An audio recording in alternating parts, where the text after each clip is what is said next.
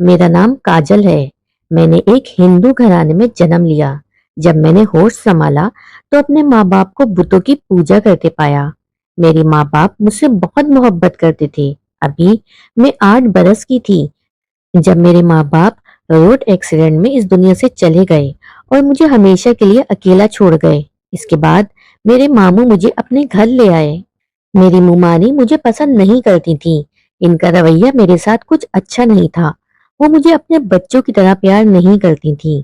जैसे जैसे मैं बड़ी होती गई, मुझे मुमानी का रवैया और मामू की मोहब्बत वाज़ेह नजर आने लगी। वक्त गुजरने के साथ साथ मामू के प्यार में तो कोई कमी नहीं आई। मेरे मामू ने मेरा एडमिशन इसी स्कूल में करवा दिया जिसमें इनके खुद के बच्चे पढ़ते थे। मुमानी को ये सब गवारा नहीं हुआ। वो मुझे पढ़ने तक का टाइम नहीं देती थी, बल्कि जैसे जैसे मैं थोड़ी बड़ी होती गई, वो मुझसे घर के सारे काम करवाती और इनकी अपनी बेटियां कोई काम ना करती थीं। घर की सफाई से लेकर खाना बनाने तक सारे काम मुमानी मुझसे ही करवाती थी। अगर जरा सी भी कहीं भूल चूक हो जाती तो मुमानी मुझे मारपीट करने पे भी उतर आती थी।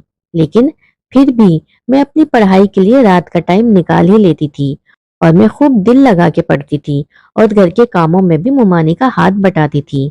दिन गुजरते जा रहे थे और मैंने मैट्रिक का इम्तिहान बहुत ही अच्छे नंबरों से पास किया। अच्छे नंबरों की वजह से मुझे अच्छे कॉलेज में एडमिशन मिल गया। इसी कॉलेज में लड़कियां और लड़के इकट्ठे पढ़ते थे। कॉलेज में मेरी दोस्ती पूजा से हो गई।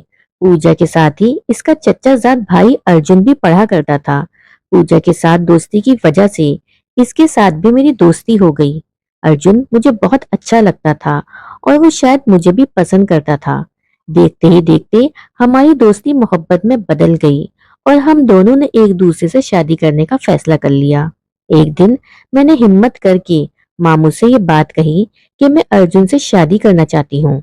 ये बात सुन के मामू गुस्से से लाल पीले हो गए और बोले, ये बात अपने जहन से निकाल दो कि मैं तुम्हारे पसंद के लड़के से तुम्हारी शादी करूंगा। जहां मैं चाहूंगा वहीं तुम्हारी शादी होगी। मुझे समझ नहीं आ रही थी कि अब मैं क्या करूं। मैंने अर्जुन को फोन किया और बताया कि मामू हमारी शादी के लिए नहीं मान रहे हैं। अर्जुन ने मुझे उकसाया और कहा, अगर तुम्हारे माँ बाप होते तो जहां तुम कहती वहां वो तुम्हारी शादी करते। तुम्हारे मामू नहीं मान रहे तो तुम ऐसा करो कि घर के सारे जेवरात और नकदी लेके मेरे पास आ जाओ। हम भाग के कोर्ट मैरिज कर लेंगे क्योंकि मैं तुम्हारे बिना नहीं रह सकता। मैंने फिर इसकी बात मान ली। गर्मी होने की वजह से सब घर वाले ऊपर छत पे सोते थे। जब सब घर वाले सो गए तो मैं अपनी चारपाई से उठी और आहिस्ता आहिस्ता कदम उठाती हुई सीढ़ियों से नीचे उतर आई और मुमानी के कमरे का दरवाजा खोला और अलमारी में पड़े जेवरात निकाल के बैग में डाले और सुबह होने का इंतजार करने लगी। जो ही थोड़ी रोशनी हुई, मैं घर से निकल गई। मैं मुकर्ररा वक्त पे जगह पे पहुंच गई। वहां पहुंच के अर्जुन को मैंने अपना मुंतजिर पाया। मुझे इसने कहा कि तुम यहाँ बेंच पे बैठो, मैं टैक्सी लेके आता हूँ और हम ये शहर छोड़ के चले जाएंगे। मेरा सारा सामान अर्जुन ने खुद पकड़ लिया और टैक्सी लेने चला गया। सुबह से दोपहर हो गई और दोपहर से शाम हो गई। मैंने इसको बहुत ढूंढा लेकिन इसका कोई पता नहीं चला। मैं रोते रोते दौड़ती जा रही थी। सोच रही थी कि अब मैं घर भी वापस नहीं जा सकती क्योंकि मैं घर के दरवाजे खुद बंद करके आ गई थी। भागते भागते मुझे नहीं पता चला मैं कब बेहोश हो गई। जब मेरी आंख खुली तो मैंने खुद को एक कमरे में पाया। मैं जल्दी से उठ के बैठी और देखा मेरी चारपाई के पास एक कुर्सी पड़ी है जिसपे एक बूढ़ी औरत बैठी थी। मेरी आंखें अभी मुकम्मल तौर पे खुली न थी। वो औरत कुर्सी से उठ के मेरे पास आई और बोली, बेटा अब कैसी तबीयत है तुम्हारी? मैं इस बूढ़ी औरत को यहाँ देख के बहुत हैरान हुई। मुझे समझ नहीं आ रहा था कि मैं तो अर्जुन का इंतजार सड़क पे कर रही थी, तो फिर मैं एकदम से यहाँ कैसे पहुंच गई? मुझे कुछ याद नहीं था कि मैं कैसे बेहोश हुई और यहाँ पे कैसे पहुंची। मैंने इस बूढ़ी अम्मा से पूछा, अम्मा जी मैं यहाँ कैसे आई? तो वो बोली, बेटा तुम सड़क पे बेहोश पड़ी थी। मेरे पोते ने तुम्हें सड़क पे बेहोश पाया तो तुम्हें उठा के घर ले आया। फिर अम्मा ने पूछा, बेटा तुम्हारा घर कहाँ है और तुम्हारे माँ बाप कहाँ हैं? तो मैं रो पड़ी और बताया कि मेरे माँ बाप तो मुझे बचपन ही में छोड़ के चले गए थे। میں نے اس بڑی اماں کو اپنی ساری کہانی سنائی کہ کیسے ارجن نے مجھے دھوکہ دیا اور وہاں سے چلا گیا۔ اب میرے ماموں کے گھر کے دروازے میرے لیے ہمیشہ کے لیے بند ہو گئے ہیں۔ پھر وہ بولی، اب سے ہمیں اپنا ہی سمجھو۔ اس طرح میں ان کے گھر میں رہنے لگی، لیکن میں ہندو تھی۔ میں ان سے یہ بات چھپا گئی اور وہ لوگ مجھے بالکل اپنے گھر کا فرد سمجھنے لگے۔ ان کے گھر میں بہت اچھی زندگی گزارنے لگی اور مجھے لگتا تھا یہ سب میرے اپنے ہی ہیں اور میں ان میں گھل مل گئی۔ ان بوڑھی عورت کا نام حلیمہ تھا۔ ان کے دو ہی بیٹے تھے۔ ایک بیٹا اپنی فیملی کے ساتھ دبئی میں رہتا تھا، جبکہ بڑا بیٹا اپنے ماں باپ کے ساتھ یہی ان کے ساتھ رہتا تھا۔ اماں حلیمہ کے 3 پوتے اور ایک پوتی تھی جو کہ اپنے تینوں بھائیوں سے چھوٹی تھی۔ ایسے ہی دن گزر رہے تھے۔ میں اماں حلیمہ کی بہو کا گھر کے کاموں میں ہاتھ بٹانے لگی۔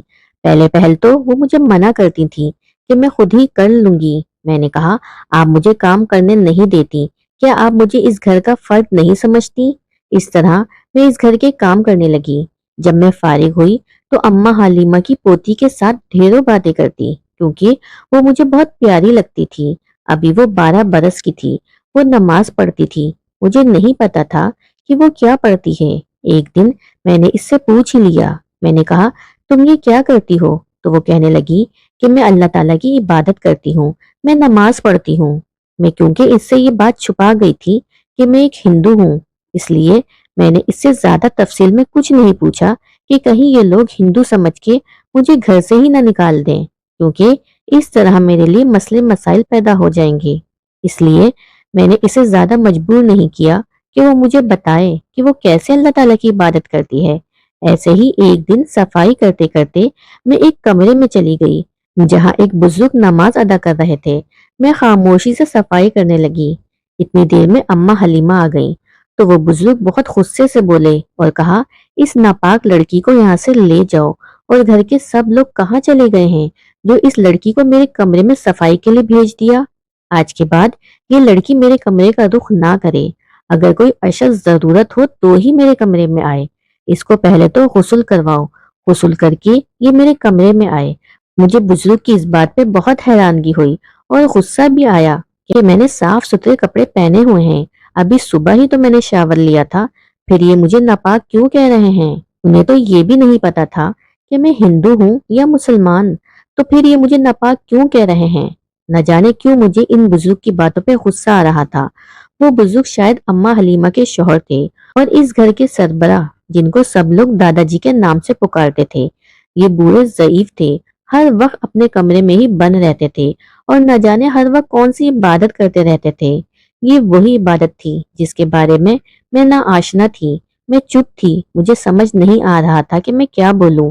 اماں حلیمہ میری طرف دیکھنے لگی اور میرا ہاتھ پکڑ کے کہا، چلو میرے ساتھ میرے کمرے میں۔ پھر اگلے دن اماں جی کی وہی بہو بازار سامان لینے گئی۔ گھر کی صفائی میں نے کی۔ ساری صفائی کرنے کے بعد ایک وہی کمرہ رہ گیا تھا جس میں وہ بزرگ دادا جی رہتے تھے۔ میں نے سوچا کہ کہاں اماں حلیمہ کی بہو صفائی کرتی پھریں گی، جب سارا گھر میں صاف کر چکی ہوں۔ تو پھر میں ان بزرگ کے کمرے میں چلی گئی۔ جیسے ہی میں نے کمرے میں جھانکا تو وہ بزرگ وہاں نہیں تھے۔ میں نے سوچا یہ اچھا موقع ہے، میں جلدی سے سارا کمرہ سمیٹ دیتی ہوں۔ جیسے ہی میں وہ کمرہ سمیٹنے لگی تو وہ بزرگ دادا جی باہر نکل آئے۔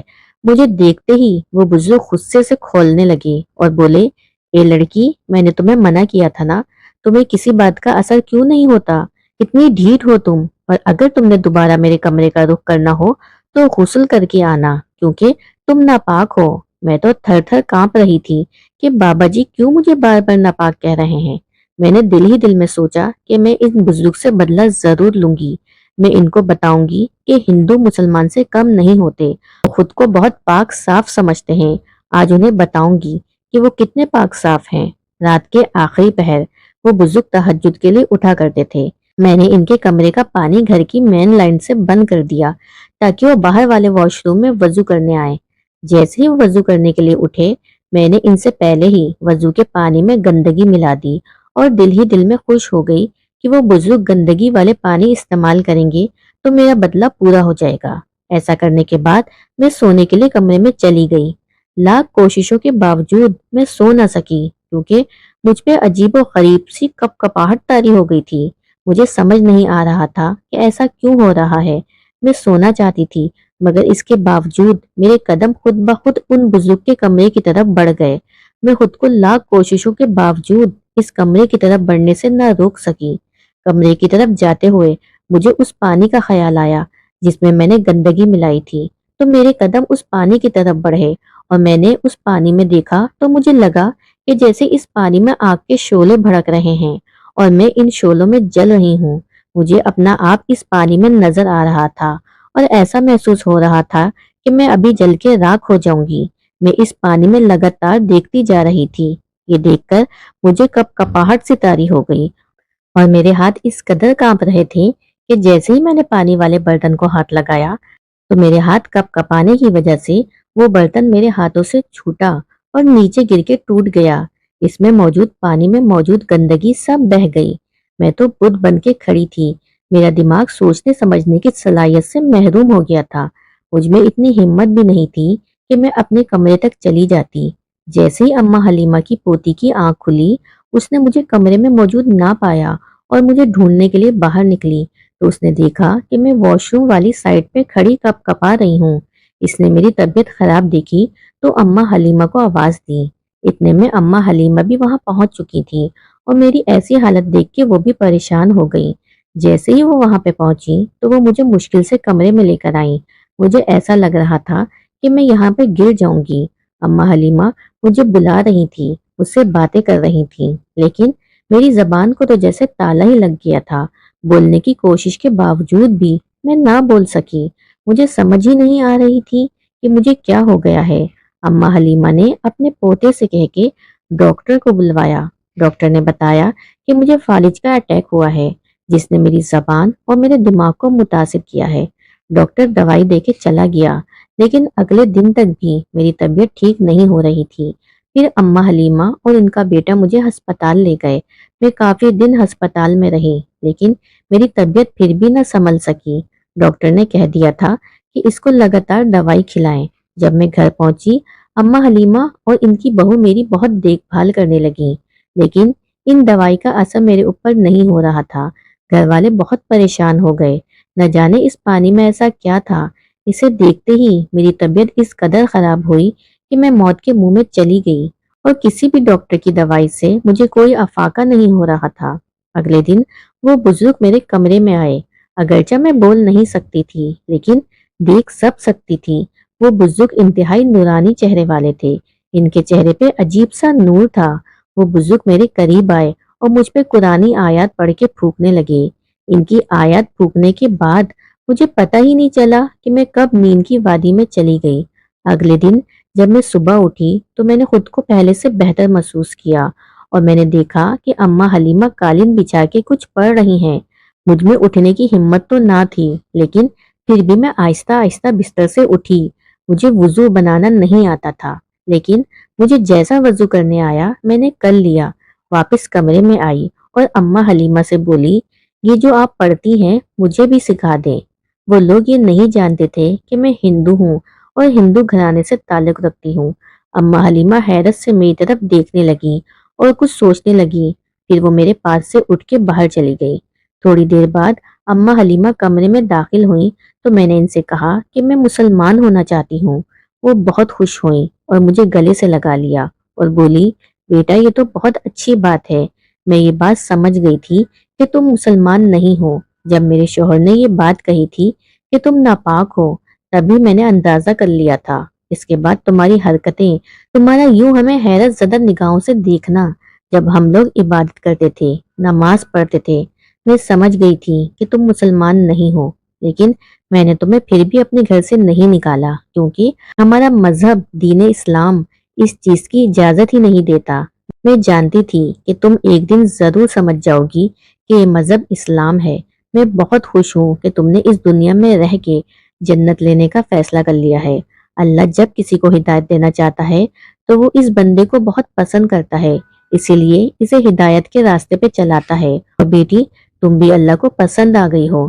پھر وہ مجھے اپنے شوہر کے پاس لے گئی جو کہ ابھی نماز سے فارغ ہوئے تھے۔ وہ کہنے لگی، یہ لڑکی اسلام قبول کرنا چاہتی ہے اور یہ ایک اچھی مسلمان بننا چاہتی ہے۔ میں نے کہا، بابا جی کیا آپ میری ایک اچھے مسلمان ہونے میں مدد کریں گے؟ میں ناپاک سے پاک ہونا چاہتی ہوں۔ اس بات سے بابا جی نے سر ہلایا۔ اسی طرح میں نے کلمہ پڑھ لیا۔ اماں حلیمہ اور بابا جی سے میں نے قرآن پڑھنا سیکھا۔ میں 5 وقت کی نماز پڑھتی اور تہجد بھی پڑھتی ہوں۔ اس کے بعد میں نے اماں حلیمہ اور بابا جی سے کہا کہ مجھے اسلام کے بارے میں مکمل تعلیم حاصل کرنی ہے، کیونکہ میں اپنی زندگی صرف اور صرف دین اسلام کے لیے وقف کرنا چاہتی ہوں۔ جتنا سکون میں نے مسلمان ہو کے پایا تھا، پوری زندگی میں وہ سکون ڈھونڈتی ہی رہی۔ مسلمان ہونے کے بعد میری زندگی میں سکون ہی سکون تھا۔ اماں حلیمہ اور بابا جی بالکل مجھے اپنی پوتیوں کی طرح مانتے تھے۔